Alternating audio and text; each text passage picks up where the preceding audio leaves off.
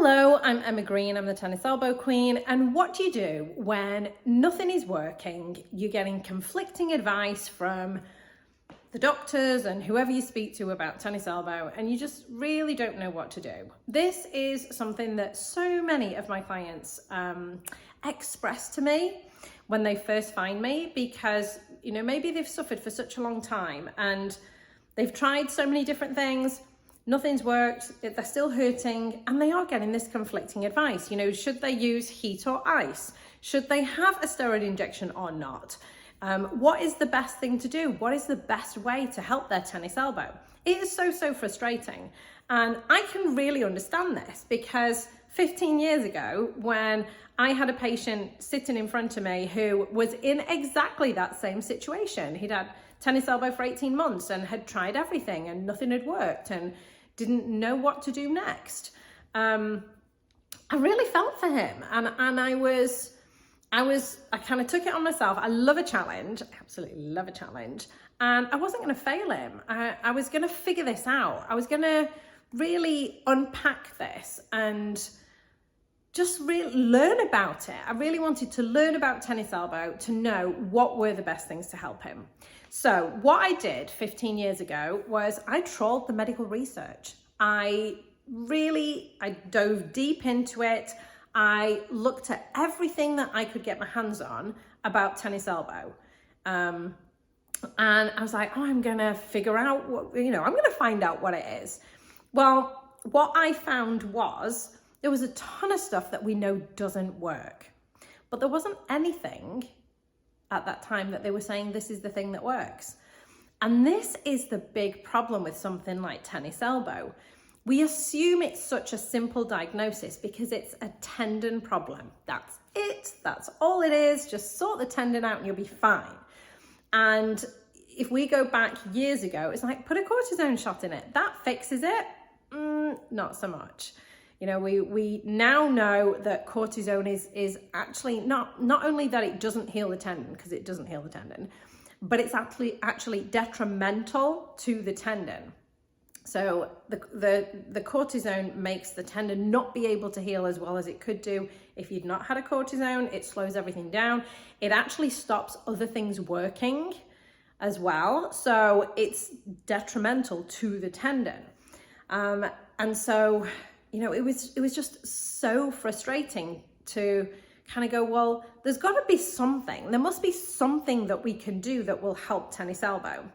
So in my previous life before children, I used to look after athletes. So I used to look after professional athletes. I would travel around with them. I would get them back out onto the pitch or the court or the track or whatever it was as fast as possible.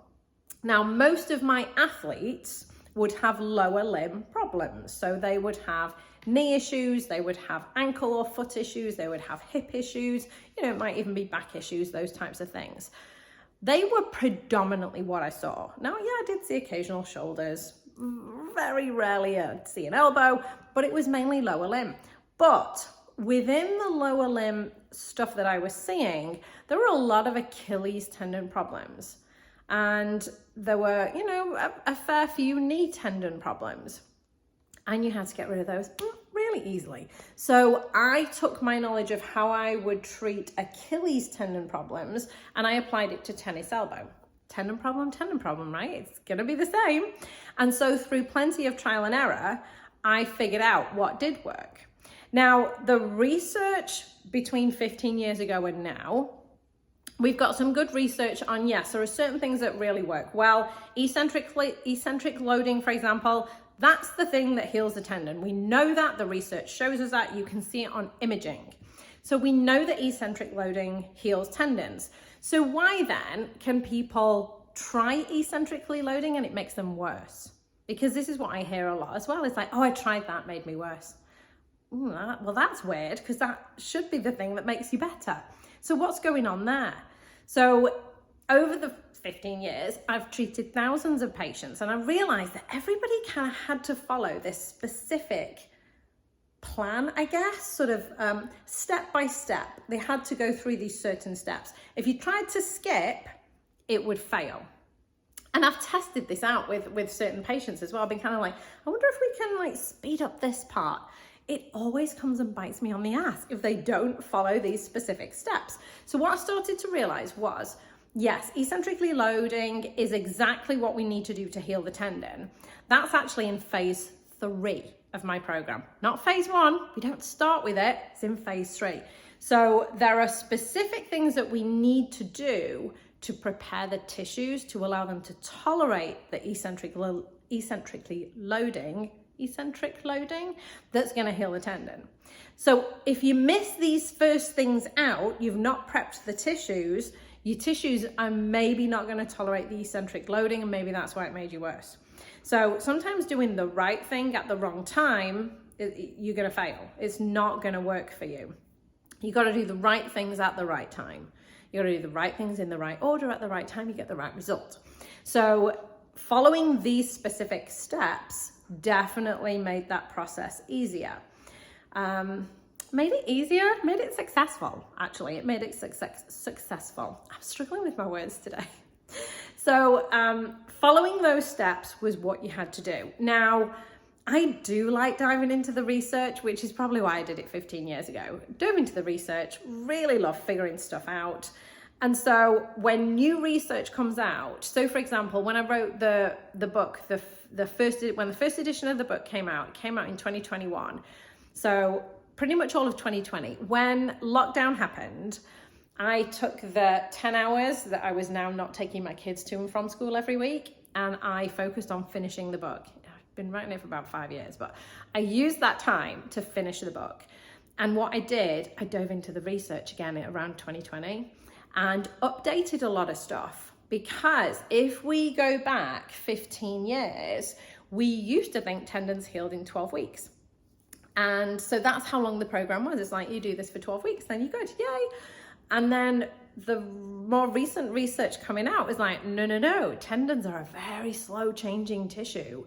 They don't heal in 12 weeks, they heal in 12 months. And so this was like a massive revelation. It was like, oh, so even though you're feeling better, because some of my clients will be back playing tennis in 10 weeks, but we know their tendon is not fully healed yet. Even though they're pain-free, they're doing everything they want to do, the tendon is not 100% healed yet. So they have to continue doing the things to heal the tendon for that length of time. So we had to extend that. So even if you're feeling good, you've got to continue doing it for that length of time, because if you stop too soon, it'll come back. And so that's one of the things that is really important to know when you are healing your tendon, that it has got to be, you've got to do these things for a full 12 months. So now the second edition of the book came out earlier this year, 2024. So the first edition came out in 2021. So 3 years later, I dove into the research again. I updated everything. So the nutrition section is updated. The nutritional supplements is massively updated, and we're going to see big changes in that as well in the very near future as well, I can tell. Sports specific elements in each phase are updated. Different things that are going to calm the nervous system updated, adding in the empowered relief class, which calms the nervous system down. All of these new things that I have found to be most beneficial for getting people healed in the fastest and most optimized possible way is all in there. I do plan to update that book again in another 3 years, because I know things will have changed. Now, one of the other things that did come out, if like 15 years ago we thought tendons healed in 12 weeks, 4 years ago we thought tendons healed in 12 months. Now they're saying 12 to 24 months even, because tendons are just so slow to change. I will say there's a bell curve, and some people are this end of the bell curve, so maybe they heal a bit faster. Some people are this end of the bell curve, so maybe they heal a bit slower. Most people are going to be in the middle at around 12 months. That's generally what I find. But it's not 12 months of sitting down and waiting for it to heal. That's not going to heal a tendon. Tendons have to be loaded in order to heal. But you got to prep the tissues first before you can successfully load the tendon. So I hope that helps. I hope I've not confused you. I feel like I went a bit rambly at times, but anyway.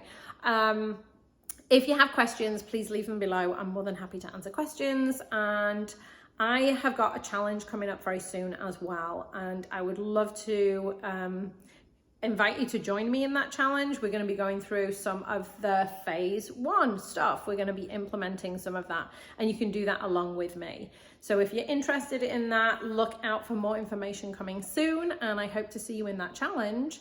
And yeah, let's heal your elbow. It's time. See you soon. Bye.